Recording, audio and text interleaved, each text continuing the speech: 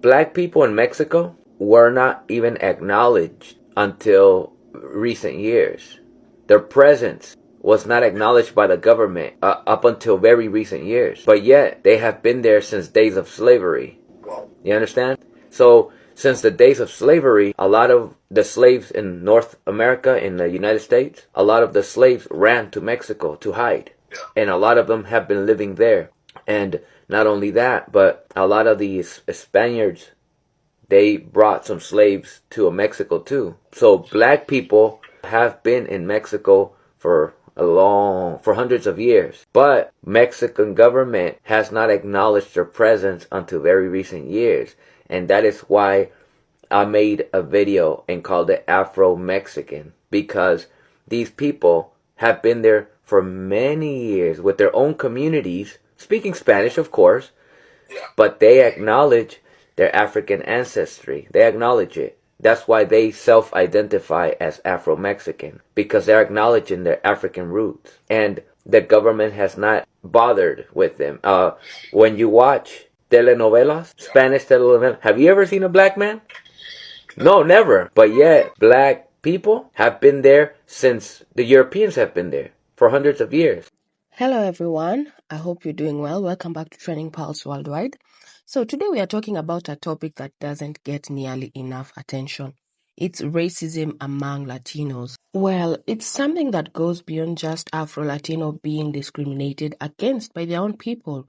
And many white Latinos also hold deep racist views against Black people in general. But why is this so common? Why do some Latinos distance themselves from blackness while still embracing the benefits of diversity when it suits them? Well, that is the conversation we are going to be having today. But before that, let's take a look at what people are saying first. I was asked if there is racism in the Dominican Republic.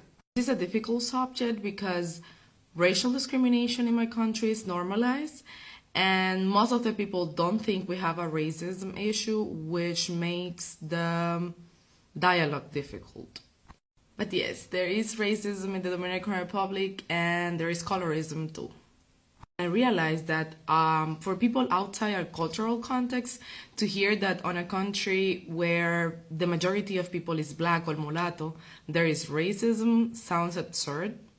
But hear me out. This is a consequence of colonialism. During colonial dominion, there is an imposition of language, religion, and culture of the colonizers.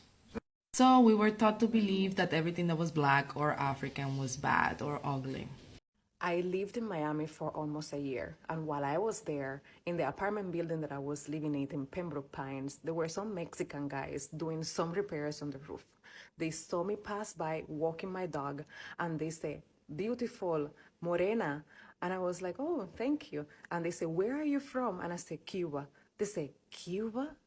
We didn't know people in Cuba look like you."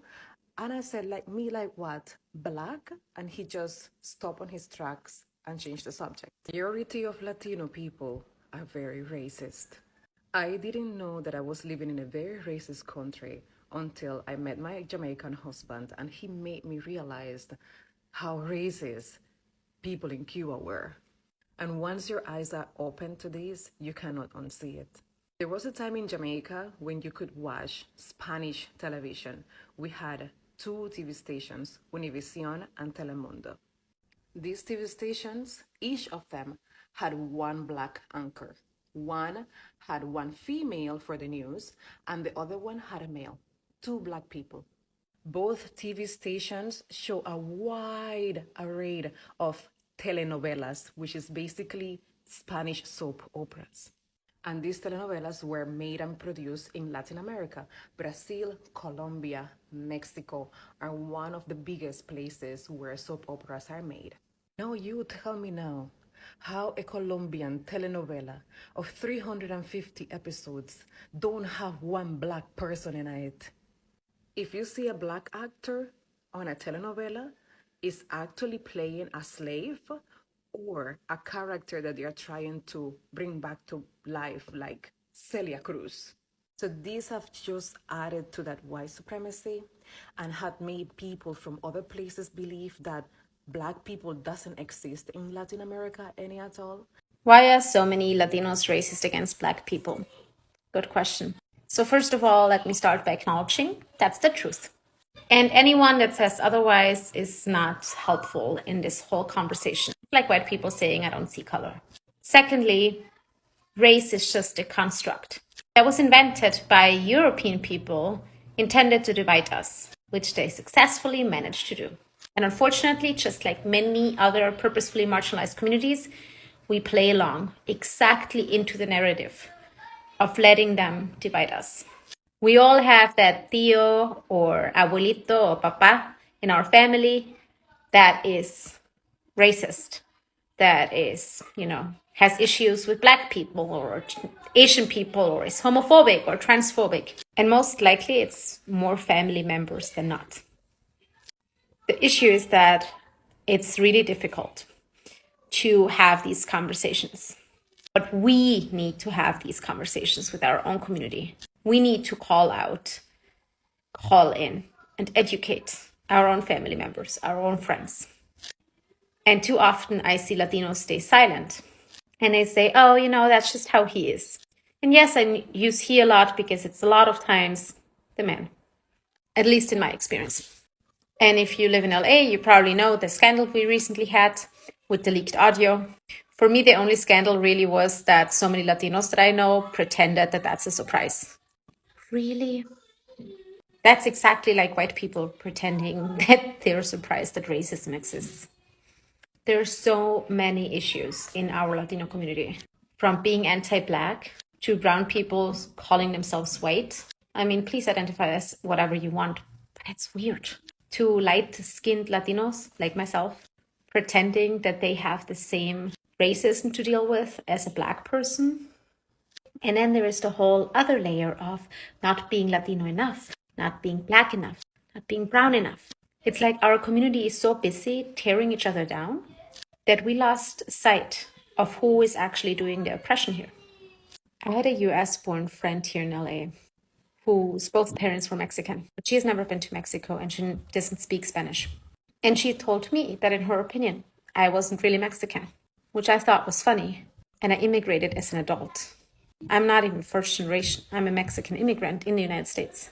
But to her, just because my mom was European, that was enough to tell me I wasn't actually Latina. And those are the same kind of people that pretend that all Latinos are brown and act like Afro-Latinos don't exist. It's time for all of us to unite because together we're not the minority. We are the majority if we just have each other's back. Racism is alive and well in the Latino culture with things like mejorar la raza, which means to better the race, which is like street eugenics. Calling your family members based on their skin tone, like negro, negrita, as a loving term, but it's obviously derogatory because the anti-Blackness is so prevalent. After looking at these clips, it's clear that this issue goes beyond just personal biases, and it's deeply rooted in history and the way Latino America societies were structured. And you find that white and lighter-skinned Latinos have always held the most privilege, and instead of acknowledging it, many of them go out of their way to distance themselves from Black people altogether. And the funny thing is, they don't just see themselves as Latinos. They fully embrace whiteness when it benefits them, aligning with white identity while looking down on darker-skinned people. And when it comes to Afro-Latinos, many white Latinos act like they don't even exist. And most times you find that they erase them from conversations, from history, from national identity, and pretending that Latino America is just a mix of indigenous and European heritage. Well, if it weren't for Afro-Latinos speaking up and reclaiming their identity, they would have been completely erased by now. And a great example is Amara La Negra. She's a Dominican-American singer and also an activist who has been very vocal about colorism and anti-Blackness in Latino culture. She uses her platform to bring awareness to the struggles of Afro-Latinos and challenge the idea that being Latino means being light-skinned. And if it weren't for voices like hers, many people wouldn't even realize just how much Blackness exists in Latino communities. Their voices have been crucial in reclaiming an identity that was nearly erased. But at the end of the day, we all come from the same roots, and there's more that connects us than separates us. And instead of holding on to racism and division, Latinos, especially the lighter ones, can choose to acknowledge and embrace the Blackness that has always been part of their culture, because whether some want to admit it or not, Black heritage runs deep in Latino America, Anyway, that's just my thoughts. Let me know your thoughts in the comments below, and don't forget to like, share, and subscribe for more trending stories. See you in the next one. Bye.